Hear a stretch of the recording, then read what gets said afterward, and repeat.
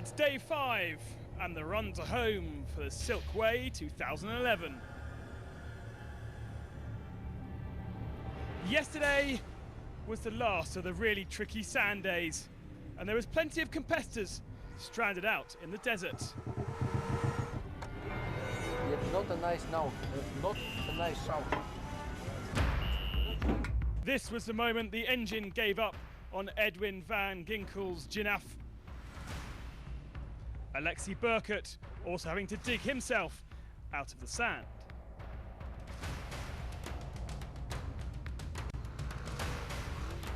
Vladimir Vazhiev has been going very well in the G-Force Proto.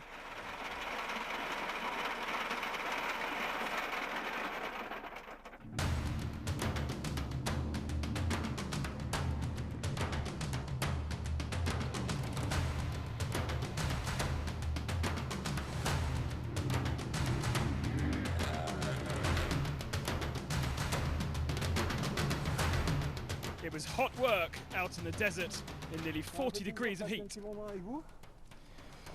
It was a pleasure spending some time with you, says Thierry Manaldi. Thank you for your help. And I really hope to never see you again until the bivouac. For this lot, the sight of the desert disappearing in the rear view mirror will be very welcome.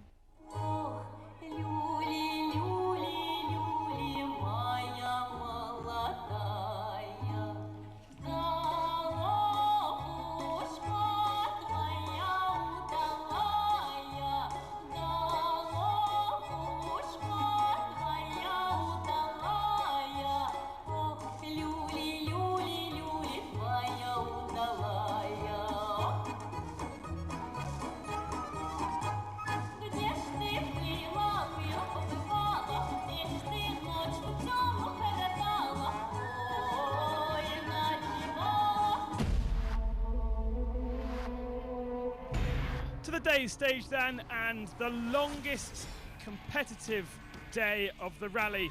It just doesn't get any easier, does it? Astrakhan to Stavropol. It's slightly shortened than it should have been, but it's still 600 kilometers.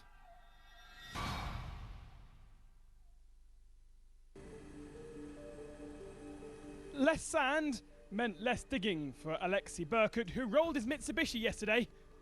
The mechanics smartened up his bodge work, and 8th position was the reward for his hard work. He finished 7th in this machine 2 years ago and is looking to improve that overall. 7th for Philippe Porcheron represented his best day by quite a long way in the Sodi Run buggy. The Frenchman is still getting used to his 2-wheel drive machine. He's 14th overall. The 6th Mitsubishi is having a fantastic run. Steady but safe, Vadim Nesterchuk has placed in the top 10 every day, meaning he's now 4th in the overall standings and ready to pounce if anyone else falters. Alexander Zeldovov continues to impress. His ProTech run machine leads the early part of the day, matching the men at the front, but then comes bad luck. His GPS malfunctioned and he lost 20 minutes while he phoned Paris to work out what was going on. This penalty would have been less costly if he'd just carried on.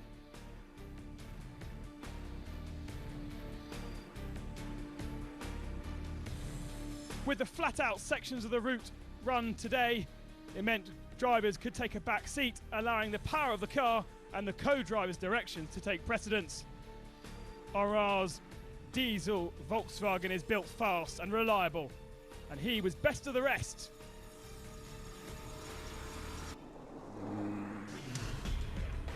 After damaging his car yesterday, the X-Ray team were very impressed that Alexander Mirenko brought every single broken part back to be refitted on the car. His mid part of the stage was as good as his far more experienced teammates. And he was just 24 minutes off by the end of the 7 hours. Punctures for Petter Hansel meant this was not going to be his stage. And he'd have to play second best to the BMW. Progress continues with the development of the Mini. They can't do too much about punctures. He had 2 today. Christoph Holovitz may be in one of those Minis for the January special, but for the moment the X-Ray X3 feels like home. He's still working to get it spot on as well. For sure, when you drive like this kind of car, you're getting more lazy for the changing gear. Watch. Yes, it's coming. You feel that not coming, yes, but speed coming properly. Exactly. Christoph is driving just at 80%. The landscape was fantastic when we passed the green hills, green mountain, and for sure from the sports side was, you know, just drive. And I think for the navigator, if you ask navigator, was really different story, because they are crying, oh, mistake in the road book, where we are, some big ditch, I'm just drive slowly. Don't expect to see this Verse BMW on the top step until the podium. Holovitz takes then probably his final stage victory. Petter Hansel just 3 down, Mirenko 3rd, Honra and Seludov in 5th. Oh, it could have been so different though. Holovitz 2 hours ahead of Petter Hansel. Seludov hoping to stay on the podium. There's no real changes. Maybe Nestychuk's in trouble in 4th. At the start of the year, a new star was introduced to the world, the Mini All4 Racing. Based on the X3cc chassis, the car has come a long way since January. Leading the development is Mr. Dakar himself, Stefan Petter Hansel. The Mini has more opportunities than the X3. And what are they focusing on? Well, we've worked on lots of different things, but really focused on the centre of gravity, so now it's much lower than the BMW. But the development doesn't stop there. There's an evolution in suspension as well to make it more progressive, more comfortable, and also get some more grip out of it. And building a car to the regulations is vital. For the car at the moment, the Mini is at the minimum weight allowed in this year. The X3 is about 150 kilos more, and we know how important weight is in competition. You know what, I absolutely love the look of this small car. It's really different. And what about the co-driver? Well, you know what, we don't have the same windscreen, so there's a different line of sight for me, and I've had to adapt to all that, because you can only go fast in a car if you feel good. The car is never finished. You always have to test new pieces and new setups, and as soon as you're confident in the car, then you can go faster. We had to change the X-Ray cars, and they decided to do it with a Mini. And this is the way that we're going.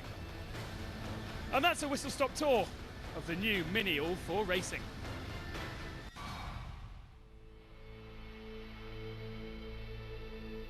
The Russian countryside can be stunning at times.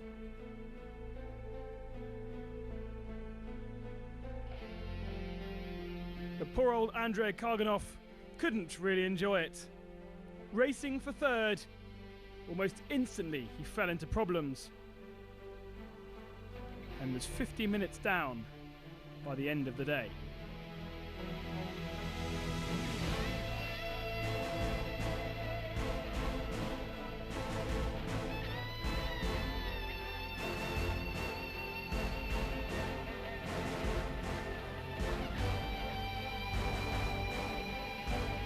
For animals with long legs, they can run away from these massive beasts. But for the small crickets, there's no escape. It's been a troubled rally for Hans Stacey as well, as they prepare for the 2012 Dakar. He broke all 4 suspension leaves yesterday, and that drops him well down the order. Wolfgang Ginkel has also had problems. The 5th spot today is by far his best result of the rally so far.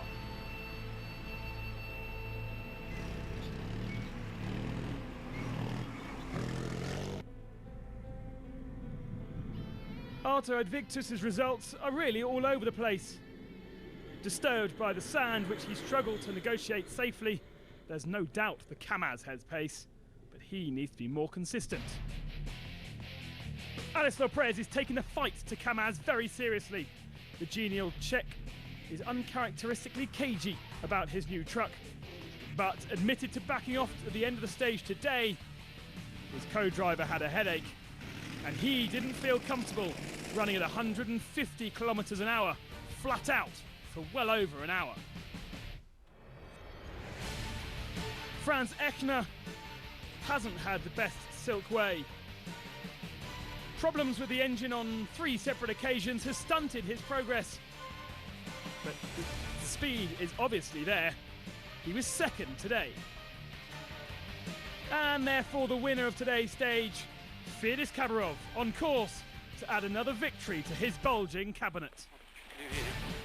Вот так, вот так, вот так. На 30. И подходим к дороге через 500.